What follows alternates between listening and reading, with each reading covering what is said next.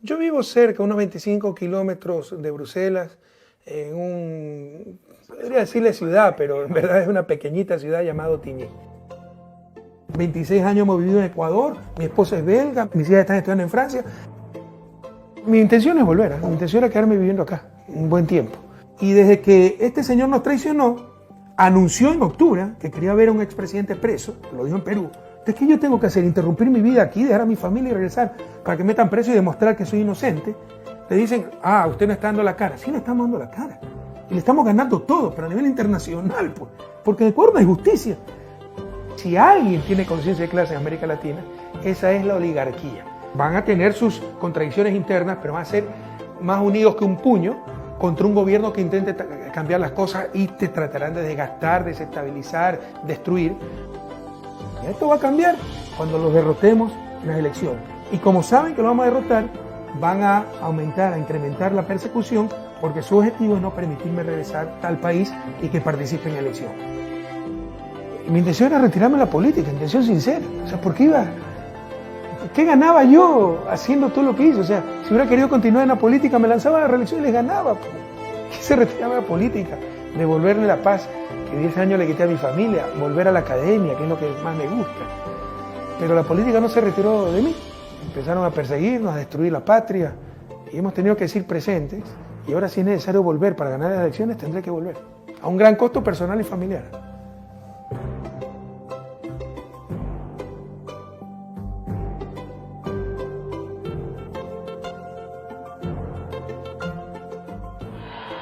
El pasado lo hemos construido bajo el liderazgo firme, inteligente, democrático y de profundo amor a la patria y de trabajo del economista Rafael Correa Delgado.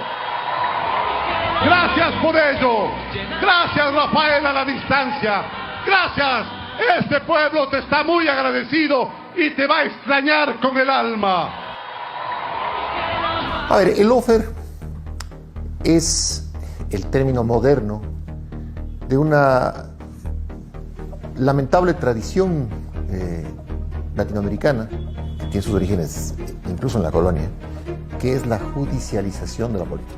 En mi gobierno hemos presentado más de 500 denuncias de corrupción del régimen anterior. Como resultado, la Contraloría indica que existen 317 exfuncionarios con indicios de responsabilidad penal. Todos esos casos ya reposan en manos de la Fiscalía General del Estado.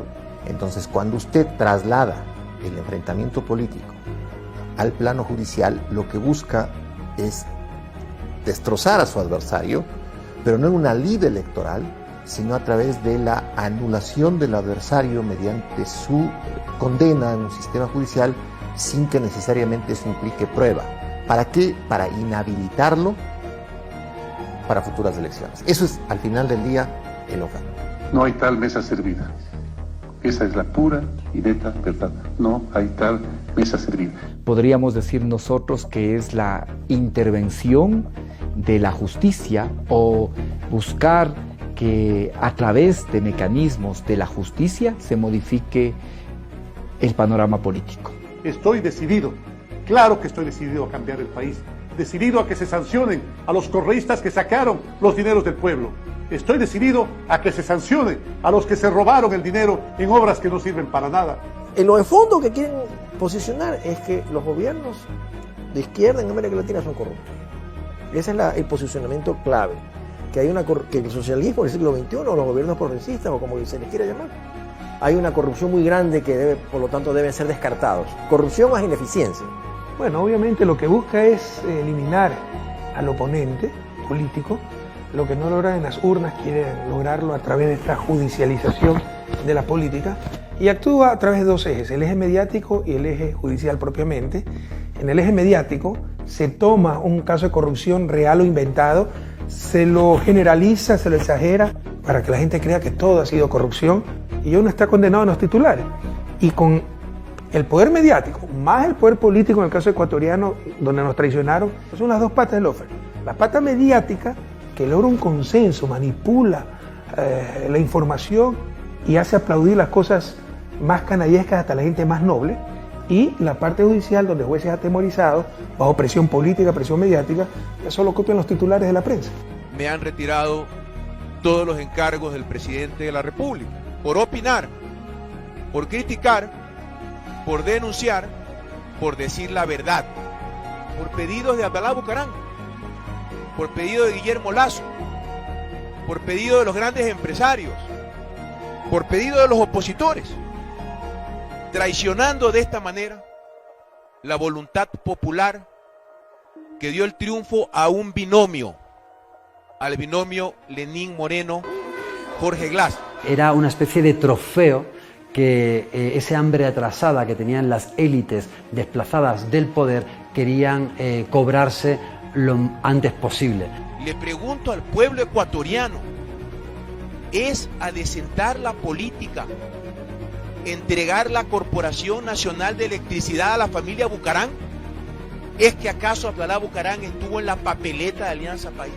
Y ahí vimos cómo ese proceso tan acelerado para acabar con Jorge Glass tenía claramente una beta política.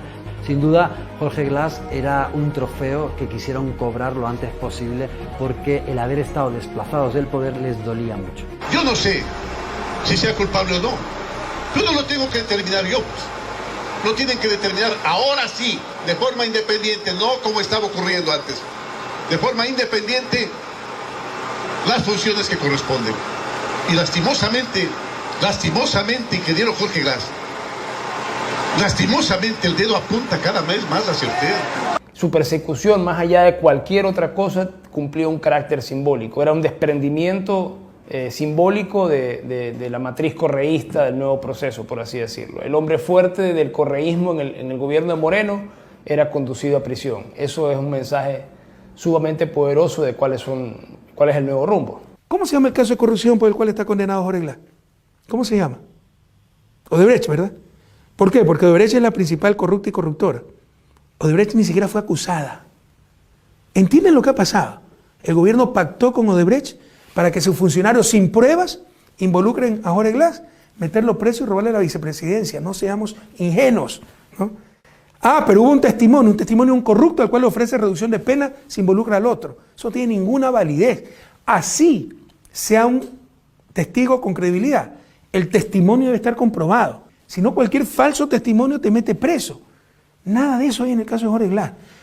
Él pide que le levanten su inmunidad como vicepresidente por el artículo 370, que era en lo que le quería vincular el fiscal, del Código Orgánico Integral Penal. Es asociación ilícita, pena máxima 5 años. Podía pedir libertad condicional y regresar a la vicepresidencia. Lo condenan con el código anterior y le ponen una pena de 6 años. Eso no existe en un Estado de Derecho. Todo es irregular. Por favor, por eso te digo, para que funcione la democracia, un Estado de Derecho, necesitamos formación e información. No puede ser que las barbaridades que ha publicado la prensa por su odio a mí, por su odio a Jorge Glass, sirvan como prueba contra Jorge Glass. Ya basta.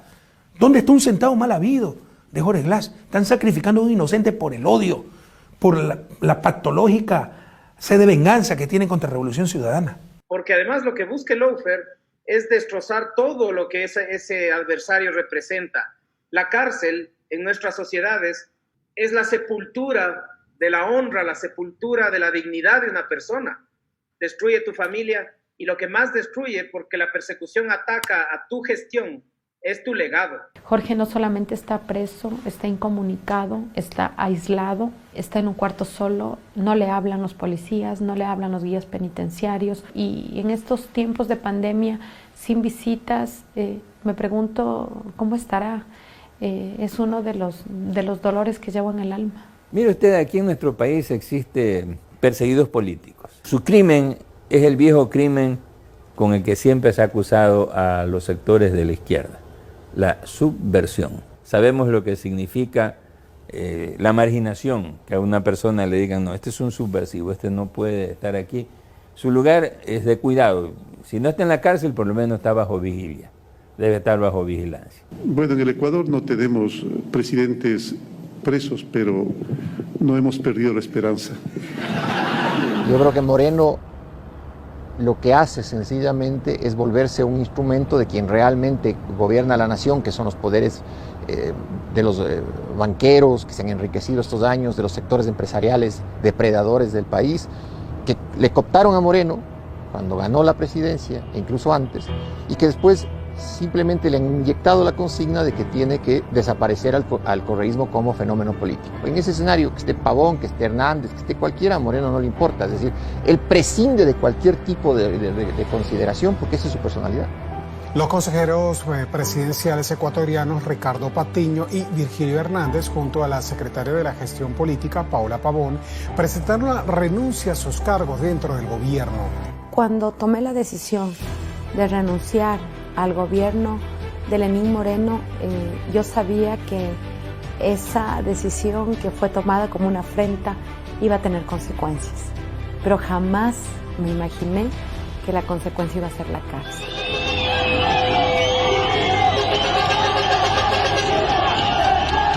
El 1 de octubre del año pasado, el presidente Lenín Moreno lanza un decreto en aras de complacer los requerimientos del Fondo Monetario Internacional, subiendo un 120% los precios de los combustibles. Esa es la verdadera razón por la cual se detona en el Ecuador un estallido social. Definitivamente los correístas están detrás de los desmanes. La semana pasada, si mal no recuerdo, estuvieron Correa, Pavón, Patiño y Hernández estuvieron en Venezuela recibiendo órdenes. ¿Por qué creen que asaltan la Contraloría? Pues, ¿por qué creen que cercan a la Fiscalía? Porque allí están las pruebas, pues. Porque allí están las pruebas de las trafacías. Y el momento en que la justicia les ponga la mano encima, sí, verdaderamente van a tener la sanción que merecen. Y se nos acusaba ¿de qué? De rebelión armada, de que habíamos apoyado, organizado, financiado una rebelión armada. A mí me amenazó la ministra del Interior por mi cuenta Twitter. A mí me dijo, espere, señora prefecta, se acabarán las manifestaciones e iremos por usted. ¡Está con la prefecta de Pichincha, electa por votación popular! ¡Esta es la represión del gobierno de Moreno! ¡Aquí estoy! ¡Esta es la forma! ¡Me han encontrado en mi cama, durmiendo! ¡Esta es la famosa conspiración! Y el 14 de octubre a las 5:15 de la madrugada botaron las puertas de mi casa, literalmente las echaron abajo. Entraron, rompieron la puerta, patearon. Un militar entró a mi cuarto mientras estaba desnuda. Yo tengo derechos como cualquier ecuatoriana. Estuve desde las 7 de la mañana que llegué a flagrancia hasta las 7 de la noche detenida sin saber por qué estaba detenida, porque además nunca me dijeron por qué delito me estaban procesando. Le pido al país, le pido a Pichincha y le pido al mundo entero que acompañe este caso. Esa es la persecución política. Y después no pudieron sustentar esto. Y por lo tanto el 24 de diciembre tuvieron que decir que no es cierto, que no tienen indicios para sostener rebelión armada y que por lo tanto reformulaban cargos. Y aún así la Fiscalía protestó por esa decisión de la jueza, y amenazó a la jueza con enjuiciarle por prevaricato. Amenazó a la jueza con enjuiciarle. Pero nadie se preguntó si la Fiscalía no tenía indicios para haberles acusado de rebelión armada. ¿Por qué estuvieron presos?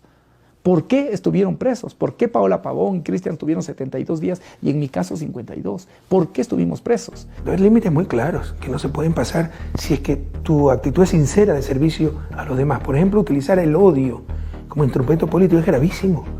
En el país se ha inoculado mucho odio, en base del cuento además. El Servicio de Protección Presidencial detectó una cámara oculta en el despacho del presidente de la República. Se me informa que esta cámara fue instalada por el presidente Correa y que él le monitoreaba desde su teléfono celular. Te obnubila, pierdes tu capacidad de razonar y ya crees cualquier cosa y crees que darle un tiro al otro es hacer patria. Hace 3 años encontramos un país, un Ecuador quebrado, por 10 años de despilfarro y corrupción y con deudas que sumaban más de $60.000 millones. Han pasado límites que jamás debieron traspasarse y obviamente el lawfare, jugar ya con la reputación de la gente, con el honor, con su libertad. Pero incluso los que no están presos, ¿saben lo que es que te pongan un juicio y tenés que gastar $20.000 un abogado? Y a la vez te prohíben enajenar tus bienes, no puedes vender tu carro y a la vez no te permiten encontrar un trabajo. Pero nunca subestimen las pasiones humanas. También es mucho odio acumulado y no porque les haya ido mal con nosotros. Por ejemplo, las utilidades empresariales se triplicaron con nosotros. sino sencillamente porque no nos pudieron someter y porque tuvieron que cumplir con sus deberes, como el pagar impuestos. Por ese motivo es por lo que fue tan atacado el gobierno de Rafael Correa, porque era un gobierno post-neoliberal, que puso en tela de juicio a la economía de libre mercado, que quiso acabar con pobreza y con desigualdad a costa de algo básico que ocurre en otros muchos países, que es quitar a los que más tienen para darle a los que menos tienen, pero en una manera de redistribución de los recursos. Entonces, a quienes siempre se habían privilegiado de manera pues reducida, minoritaria, de unos ciertos privilegios, es a quien eso les afectó y por lo que siempre atacaron a Rafael Correa. El lawfare es la herramienta de confrontación política del neoliberalismo. El neoliberalismo ve la prestación de servicios públicos como una carga al contribuyente. El neoliberalismo ve al empresario exitoso como el político ideal, porque si es exitoso en su empresa privada, entonces el manejo del Estado es algo similar. Y la generación de empleo tiene que ser flexibilizada. No puede haber leyes que protejan al trabajador porque hay que dejar que las leyes de la economía se acomoden. El progresismo funciona como un elemento absolutamente negativo. ¿Por qué? Porque el progresismo al final del día busca mejorar la prestación de servicios para romper las brechas, para que la brecha esa de pobreza se reduzca. Pero para eso necesita prestar servicios públicos de salud, de educación, de seguridad. Y eso cuesta. ¿A dónde le cargan el presupuesto? Le carga el gasto corriente. ¿Cómo se financia el gasto corriente de un presupuesto? Se financia con impuestos. Y el impuesto más redistributivo por naturaleza es el impuesto a la renta. ¿Qué implica el impuesto a la renta? Que quien más gana en un ejercicio económico tiene que pagar más. Entonces es correcto afirmar que el neoliberalismo lo que busca es usar el lawfare no para ganar una elección, sino para sacarle de la elección a aquellos que no les va a poder ganar democráticamente. O sea, ya cuando dice Jorge Glass ha sido corrupto, mételo preso. Correa ha sido corrupto, mételo en juicio. Pero ya Ricardo Patiño, Gabriela Rivadeneira, Virgilio Hernández, Cristian González, y me cansaría de nombrar, y a la gente pues, gente ha de creer. Cuando ya un juicio, bueno, entonces sí, Correa hizo esto mal. 2 juicios, 3 juicios, sí. 30 juicios ya, ni Al Capone, más Pinochet, más el Chapo Guzmán juntos. Fernando Valda oficializó la denuncia en la Fiscalía General del Estado por el presunto delito de peculado que habría cometido el expresidente Correa, entre otras personas. Lo acusa de haber utilizado recursos económicos públicos para secuestrarlo en Colombia. Acuérdate el secuestro de un pseudo opositor político que nadie conocía, que en verdad era un delincuente prófugo, ¿no? Y me involucra un policía al cual no conozco, que dice que lo llamé a ordenar un secuestro. Y cuando se le pide prueba, dice que botó el teléfono, no, que no tiene ninguna prueba.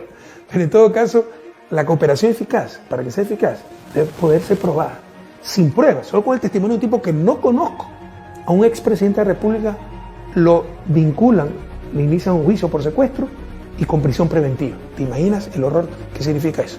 Para que no pueda defender, para que no pueda regresar al país a defender. Avanza la investigación sobre supuestos aportes irregulares a las campañas electorales del correísmo en el caso denominado Arroz Verde. La contundencia de los documentos revelados por el portal Mil Hojas motivó de inmediato la acción fiscal en los primeros días de mayo y el caso Arroz Verde acorraló a Laura Terán y Pamela Martínez, ex asesoras de Rafael Correa. Entonces, en este tema es un tema de financiación irregular de campañas. Se acusa al presidente Correa de haber liderado una organización, una estructura, para obtener dineros ilegalmente de campañas electorales. Pero no está probado que él haya liderado, no está probado que le haya pedido un centavo, no hay una reunión en que ella haya estado, ni yo tampoco. Pero arman un andamiaje, ¿no? Descubren por ahí unos pagos irregulares de facturas y ya piensan que eso es el gran robo del siglo. La noticia sale en el portal Mil Hojas el jueves en la noche, 3 o 4 horas antes, ya algunos connotados, entre comillas, periodistas aliados al gobierno empezaron a decir se viene la bomba, es decir, todos ya sabían. Ya sale la noticia y resulta que un policía que dice haber tenido por costumbre parte de su trabajo hacer monitoreo de redes sociales, oh sorpresa, descubre la noticia. Oh sorpresa, por primera y única vez en su vida decidió que esa noticia merecía un parte policial y realiza una materialización de toda la documentación de la noticia, le genera un parte a la fiscal y la fiscal inmediatamente abre una investigación previa y detienen a Pamela Martínez en el aeropuerto de Guayaquil. El caso Arroz Verde es el más claro ejemplo donde se funde lo macondiano de América Latina con lo perverso del neoliberalismo. Porque la prueba madre en ese caso es un cuaderno escrito a mano muchos años después con cifras por una delatora premiada, en donde en el cuaderno de puño y letra ella dice: le di a fulano de tal cantidad de dinero, le di a otra persona otra cantidad de dinero, y ese cuaderno fue fabricado años después de la fecha en la que ella dice haberlo escrito. El cuaderno que además contiene los datos numéricos de las cifras exactamente igual que lo que dice el reportaje de Villavicencio y Zurita. Es decir, la señora realizó el cuaderno en la cárcel copiando las cifras que ya estaban en el reportaje de Arroz Verde. Eso es lo que sucedió. Entonces, a ver, si en un juicio normal la contabilidad de un comerciante no se prueba contra terceros. O sea, yo comerciante puedo decir: Juan Pérez me debe $200 y eso no hace prueba contra Juan Pérez porque lo escribí yo. Mucho menos en un juicio por corrupción, donde la prueba contra el supuestamente corrupto termina siendo la escritura autógrafa de una delatora premiada respecto de quien sí hay pruebas de haber recibido sobornos durante el cumplimiento de sus funciones. Pero como es delatora premiada, y el delator premiado, no se olvide usted que es la pieza fundamental del lawfare, sale de escena y es premiado con la libertad y con el vaciar la investigación respecto del delator. El problema de fondo es querer que Correa esté inhabilitado permanentemente para regresar al Ecuador, porque es un delito que no prescribe. Entonces, si Correa es condenado, no regresará jamás. Eso es lo de fondo. No, lo demás son argucias legales, tecnicismos, mentiras. Yo estoy con orden de prisión por la versión de una persona que escribe un cuaderno falso y dice que me ha dado plata. Escribe un cuaderno, apunta a una computadora y da una versión. Una cosa sin verificación, con una presión de la prensa enorme para perseguir a Correa. En la versión del representante de la constructora TGC, Teodoro Calle, uno de los 26 procesados en el caso que investiga presuntas aportaciones irregulares a Alianza País, dijo que su compañía recibió presiones no solo para contribuir a la campaña. La versión de Teodoro Calle es un constructor lojano. ¿Y cuál es la gran denuncia?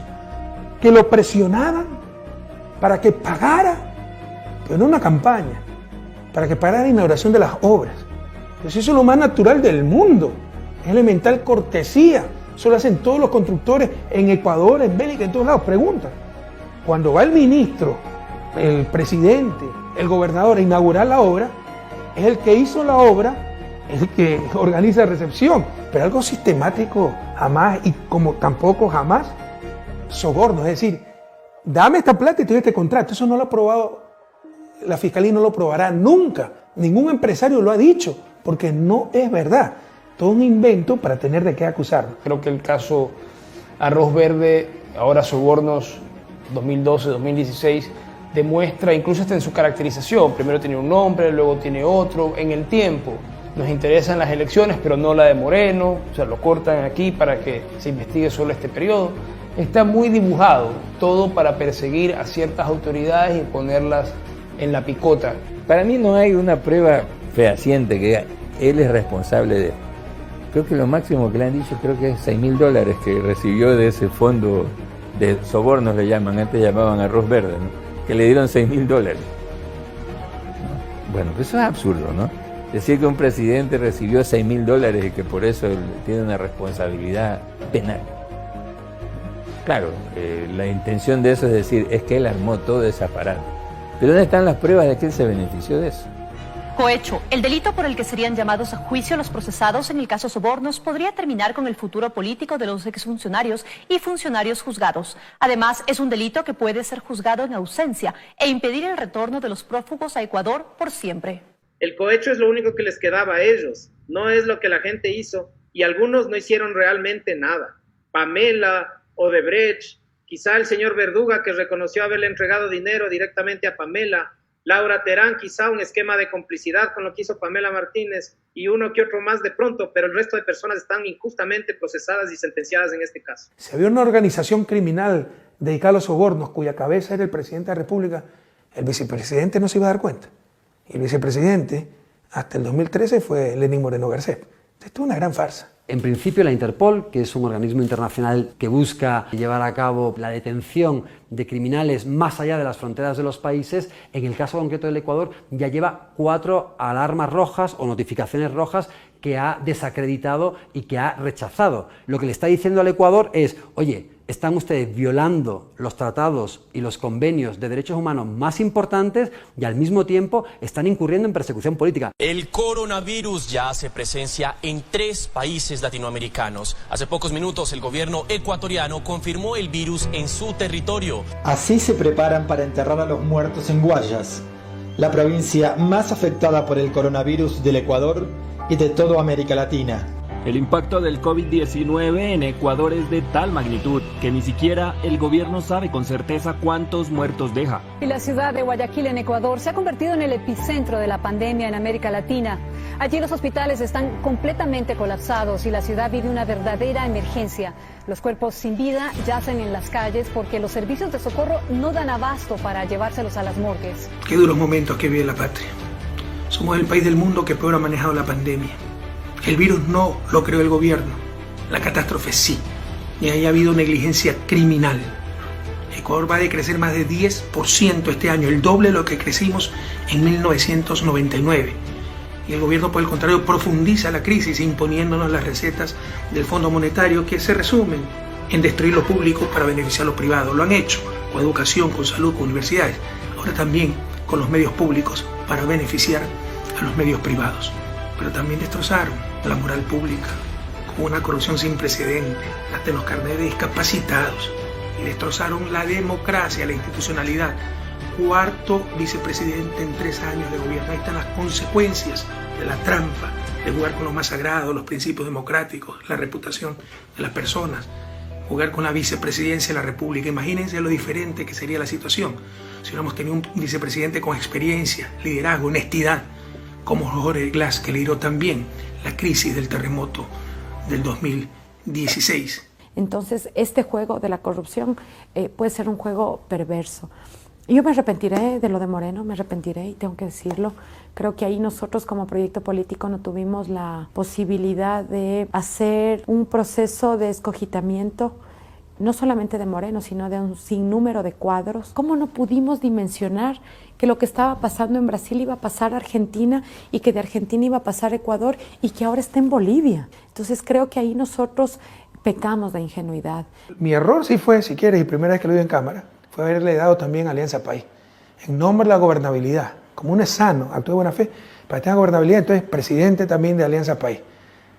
Una ingenuidad sin nombre, porque le di todo el poder para que nos haga pedazos.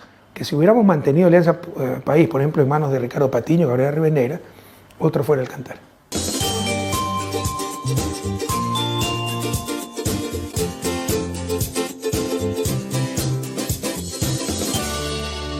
El gobierno de todos. Vamos a crear el Metroférico de Quito, que conectará La Carolina con el Aeropuerto Internacional Mariscal Sucre de Tababela. En este sentido anunció una mega obra para la costa del país, la construcción del tren playero. Vamos a recorrer playas en Gabá, en Bunga, Chanduy, Atahualpa, Alfoncito, Salinas, Libertad, Punta Blanca, San Pablo, Monteverde, Allanque, Valdivia, Mangaralto, Montañita, 400 kilómetros de tren. Yo creo que nos han retrasado décadas a nivel institucional, a nivel democrático, a nivel cultural, de cultura política, cultura democrática, a nivel político. Devaluaron la política, ¿no? La palabra, o sea, destruyó la democracia. Entendamos que democracia no es dar una patente de corso, un cheque en blanco al que fue electo para que haga lo que le da gana. Es que cumple el programa que ofreció en campaña, por el que se votó en las urnas. Desde que votó a la basura ese programa, Moreno rompió la democracia, devaluó la política, ha devaluado la palabra presidencial. Nos ha destruido nuestra cultura democrática. En más de una ocasión escucho que fue que pasó de las casas, que fue de las casas que ofrecieron. A quienes critican que no estamos atendiendo el tema de vivienda, les invito a comparar las 20,000 casas de este año con el de la década pasada, en la que apenas se entregaron 8,000 viviendas anuales. Espero que aprovechen de la mejor manera esta cancha y todas las instalaciones deportivas que estamos haciendo. ¿Qué voy a criticar a un Nobre Moreno? Pues no ha hecho nada, pues sus 2 canchas sintéticas, o sea, las voy a criticar. Pero cuando tiene 90.000 millones de dólares de inversión, seguramente va a tener una escuela mal construida, seguramente un presupuesto mal hecho que empezó costando 100 la hora y costó 300, seguramente un carretero que tal vez se sobredimensionó y no pasan muchos carros, pero por cada obra de esas están las hidroeléctricas, los puertos, los aeropuertos, los otros carreteros, las escuelas del milenio, las nuevas universidades, las UPC, la unidad de vigilancia comunitaria, los hospitales, los centros de salud, cosas espectaculares, el EQ 911, todo el tendido eléctrico. Entonces, por supuesto que siempre hay que pedir disculpas por lo que se ha hecho mal, ¿no? Pero es imposible que no se cometan errores. Por supuesto que soy responsable político de esas cosas, pero atento, cuidado, nos roban la moral y le damos la razón a los que nunca la han tenido, porque lo que esa gente busca es el error en su mediocridad, ellos que nunca han hecho nada, para tratar de legitimar un proceso que cambió la historia del país. Al final del día, Correa le está pasando lo que a Perón. Perón decía que sus enemigos iban a hacer todo para que él vuelva. Correa podría decir exactamente lo mismo. Ellos están haciendo todo. Correa puede quedarse en Bélgica con Twitter y el resto de los muchachos están haciendo todo tan mal que la gente va a creer que vuelva a Correa, porque dentro de todo lo que se está haciendo mal, lo anterior va a volver a parecer refulgente frente al escenario que se vive actualmente, que realmente es un escenario que más allá de cualquier cosa no parece que tuviera un control. Parece que cada quien apunta para lo suyo y que hay pequeños micropoderes que se reparten parcelas del Estado. Un Ecuador que yo me acuerdo mucho de los 90 en todo caso. No es nada que no haya vivido antes. Pero ya hemos encontrado otra vez el país destrozado, no tenía que suceder. Lo hicieron, la historia sabrá establecer la responsabilidad. Pero no es momento de llorar sobre la leche derramada, sino ver hacia el futuro. Ya vimos, ya alguna vez tuvimos un país destrozado después de la crisis del 99 y pudimos salir adelante todos juntos. Saldremos nuevamente adelante.